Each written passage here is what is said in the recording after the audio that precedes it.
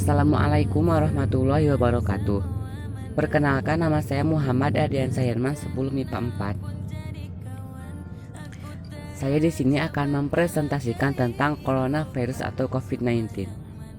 Coronavirus atau coronavirus istilah populernya virus corona atau virus corona adalah sekumpulan virus dari subfamili Orthocoronaviridae dalam keluarga Coronaviridae dan ordo Nidovirales. Kelompok virus ini yang dapat menyebabkan penyakit pada burung dan mamalia termasuk manusia. Coronavirus pertama kali ditemukan di Wuhan, Kabupaten Hubei, Tiongkok.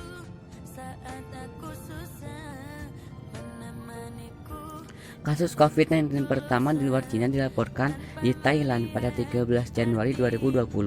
Masih di benua Asia, pada 29 Januari 2020, COVID-19 mencapai Timur Tengah untuk pertama kalinya saat jumlah kasus COVID-19 bertambah dan menyebar ke lebih banyak negara.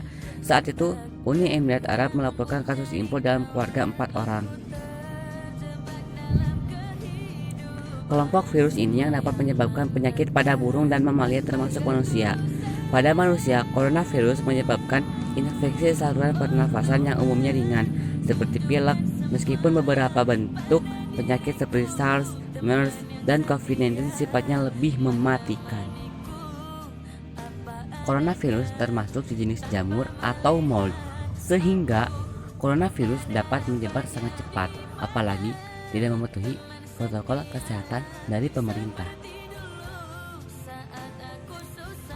Coronavirus terdiri atas RNA dari hewan dan DNA dari manusia.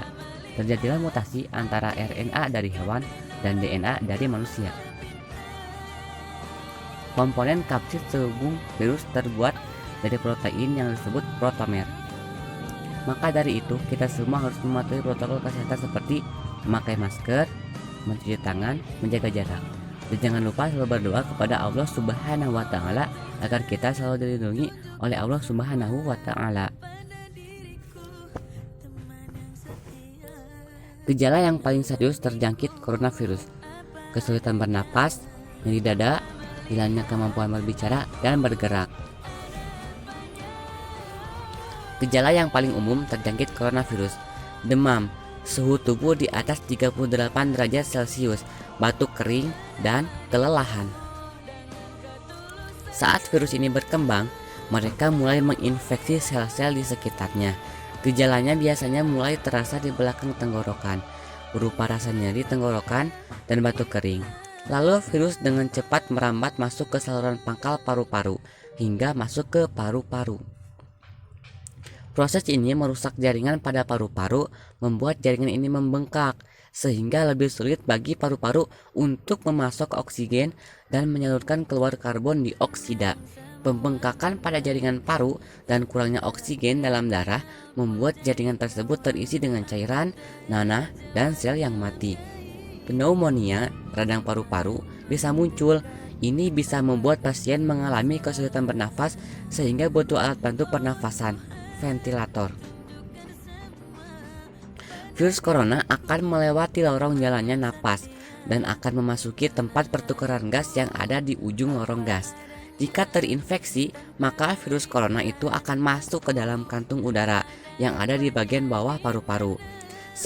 Jika kantung udara mengalami peradangan, Wilson mengatakan virus corona akan memenuhi kantung udara yang menghalangi oksigen dan aliran darah menjadi terhambat. Partikel tidak beraturan. Partikel-partikel tersebut memiliki gen virus corona baru, SARS-CoV-2, namun tidak lengkap dan tidak terbungkus dalam membran pelindung. Beberapa di antaranya terlihat lebih kecil dari virus normal dan banyak bentuknya tidak beraturan. Temuan ini pertama kalinya bagi para ilmuwan melihat partikel sedemikian dekat dengan sel yang terinfeksi virus corona dan tidak jelas partikel apa itu.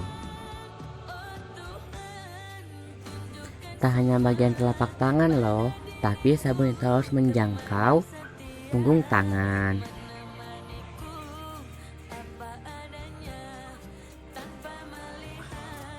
Sela-sela jari, bagian dekat kuku, sampai ke pergelangan tangan.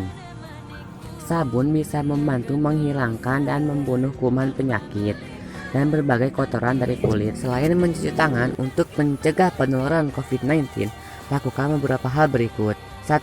Bila keluar rumah harus memakai masker. 2. Kita harus menjaga jarak dulu dengan orang lain. 3. Saat kita pulang dari daerah zona merah, segerakan untuk isolasi mandiri. Sekian yang dapat saya sampaikan. Semoga ilmu ini bisa bermanfaat bagi kita semuanya. Amin. Sampai jumpa lagi. Wassalamualaikum warahmatullahi wabarakatuh.